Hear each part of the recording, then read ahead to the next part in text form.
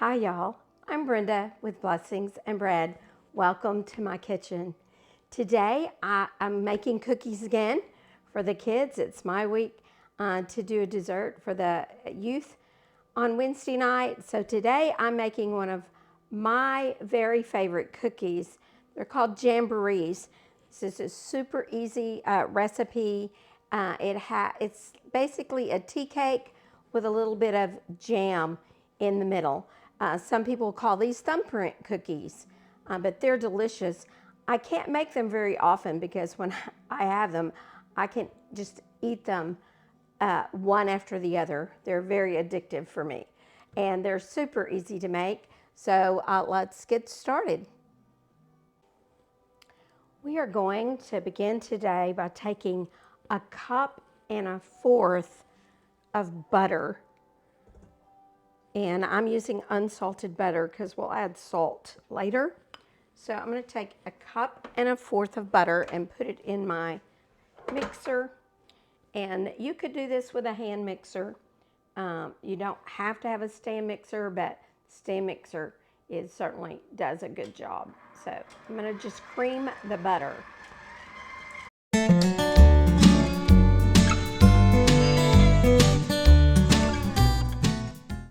Next, we're going to add the sugar, and this recipe only has a cup of sugar, so it's not a real sweet cookie. The sweet in this recipe will come from the jam that's in the thumbprint. We're going to cream those together.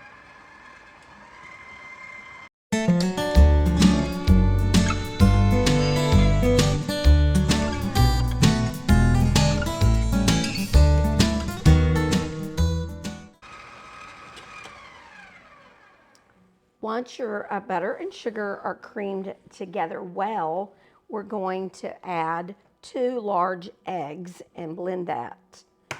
Mix that into the butter and sugar.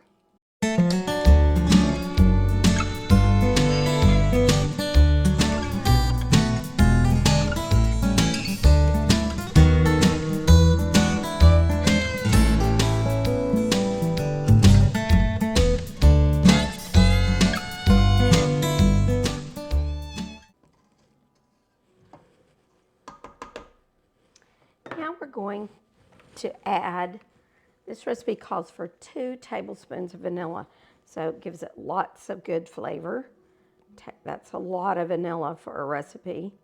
I have another cookie recipe though that does call for 2 tablespoons of vanilla, so it's not uncommon, but we're going to have lots of vanilla flavor. And I'm going to mix that in.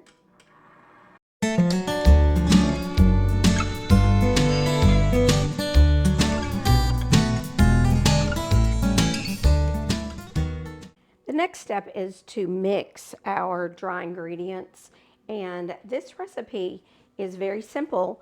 It's 3 cups of flour and a half a teaspoon of salt, and there is actually no baking soda or baking powder in this recipe. And since I'm just mixing salt, I usually do sift my dry ingredients together, but today I'm just going to use my wire whisk and mix that salt in so we don't end up with any salty cookies that are extra salty.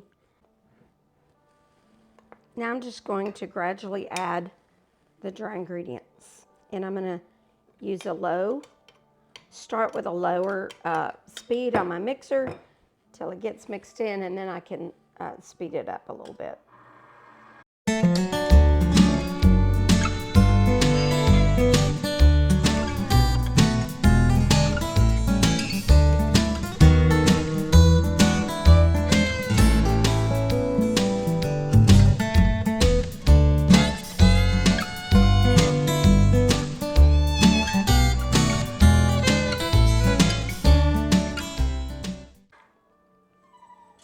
All right, my dogs are starting to whine. I'm assuming Rod has come home for lunch and he's outside, and now they're fussing because I locked them out where they cannot get to the back door to wait for him. All right, I think that's it. That is all to do for the cookies. I'm sorry, My dog is barking.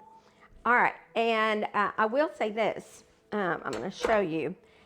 At this point, this dough is very, very sticky. It's a very sticky dough right now. So we're going to put this in the refrigerator and chill it for a whole hour before we bake these cookies. So we'll be back in about an hour, and we'll be baking our jamborees. All right, my dough had to chill for 1 hour, at least 1 hour, and actually I've got busy doing other things, and it's chilled a little longer than an hour. So, but I took it out and it's already softening up. It's a very soft dough. In fact, I will probably even put this back in the fridge while the first round bakes. But basically, I'm going to scoop out, and I'm using my 1 tablespoon scoop. Now, most things will say a teaspoon, but a teaspoon is super tiny. So I almost never make a cookie smaller than a teaspoon. And if you make a lot of cookies, you should invest in a cookie scoop. It's one of the best things that I ever did. This helps me to get all the cookies uniform size so they bake evenly, and it just makes the whole process go faster. So I'm going to put these out about 2 inches apart. I think because they're jamborees, I'm only going to do 3 across. The jelly sometimes likes to run out, so I may not bake as many at a time, but I do want to get through, so let's see what we can get on here.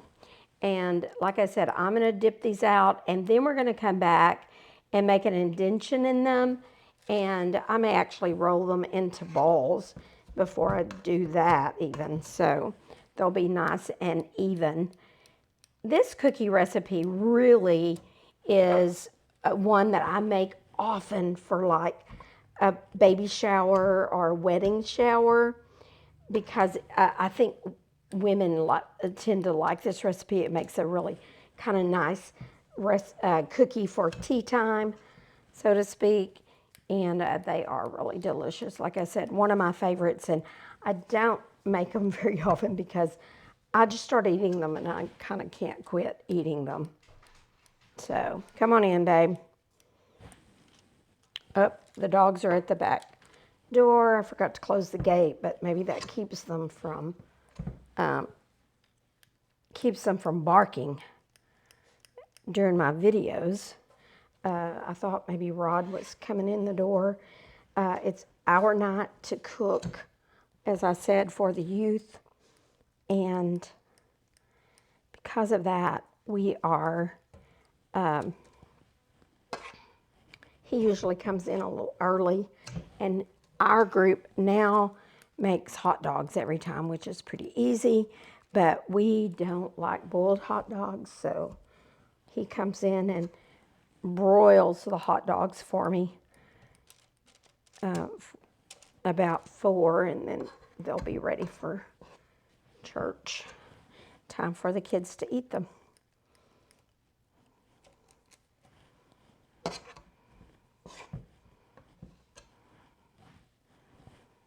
All right, there's my last cookie, and then I'm going to go back and just gently roll them each into a little ball. Back down.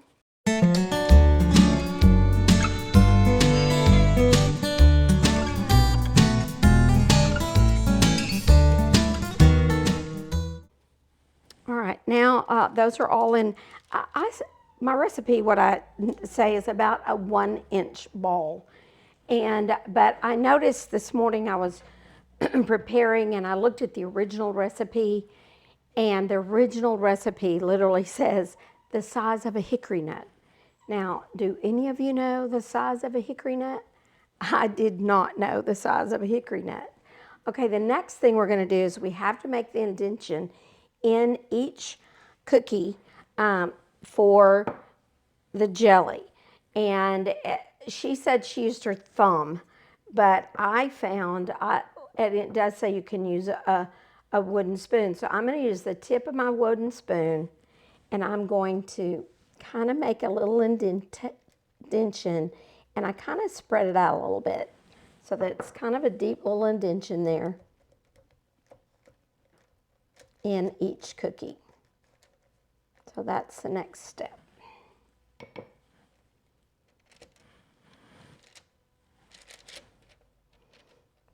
I'm seeing I may use a combination of my thumb and the wooden spoon.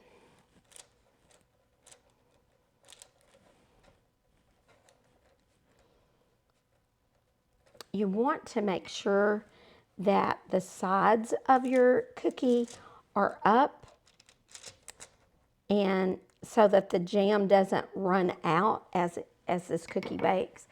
I don't know if I said, but the reason I'm dipping that spoon in water is to keep it from sticking to the cookie. So, but I don't know if you can see that, but I'm kind of making just a little bowl there for the jam in each of these cookies. And I start with my thumb, and then I can widen it out with my spoon. That way I keep the edges up tall where the jelly won't run out, hopefully.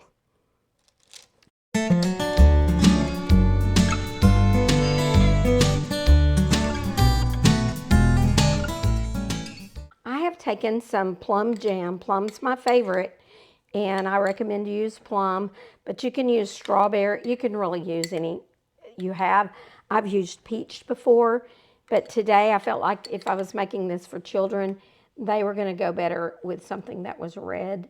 So this is just plum jam, and I'm just going to fill each little bowl in those cookies with it looks like it's about, ends up being about a half a teaspoon of jam.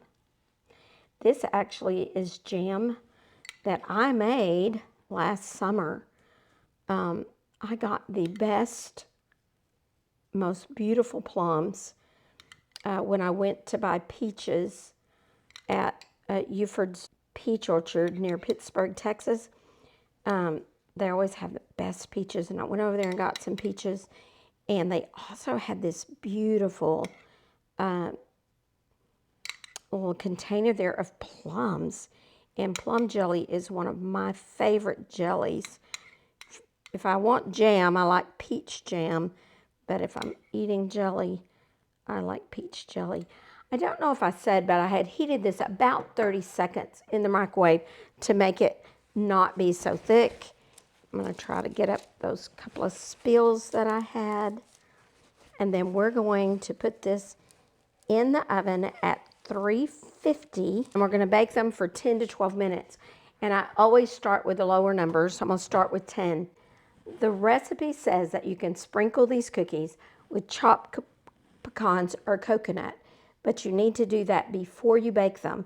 And so I'm only going to do a few with some pecans because I don't think the kids at church are going to want them with nuts. So I did a few. I love them with nuts and coconut. Nuts is my favorite way to eat them. All right, these are going into the oven for 10 minutes, and I'll be back. The first batch of jamborees are out of the oven, and I let them rest on the pan and cool for 2 minutes before removing them from the pan. And then I'm removing them to a wire rack so they can finish cooling. These don't make very large cookies. They don't spread very far, but they are very delicious. And I'm going to get my dough back out of the oven. I'm going to do another layer of cookies and bake those, and then we'll be back. And you definitely have to let this cool before you do a taste test, or you will burn the top of your mouth with that hot jelly. My cookies are all out of the oven and cooled, and now I've been waiting all afternoon to get to eat one. I know how good they are. I'm going to reach over here and get one that's got the pecans on it because those are my favorite, and I don't think the kids are going to want the ones with pecans at church tonight. So I'm going to taste test one of these. I'm really not taste testing. I know this is going to be delicious. I've had them many times.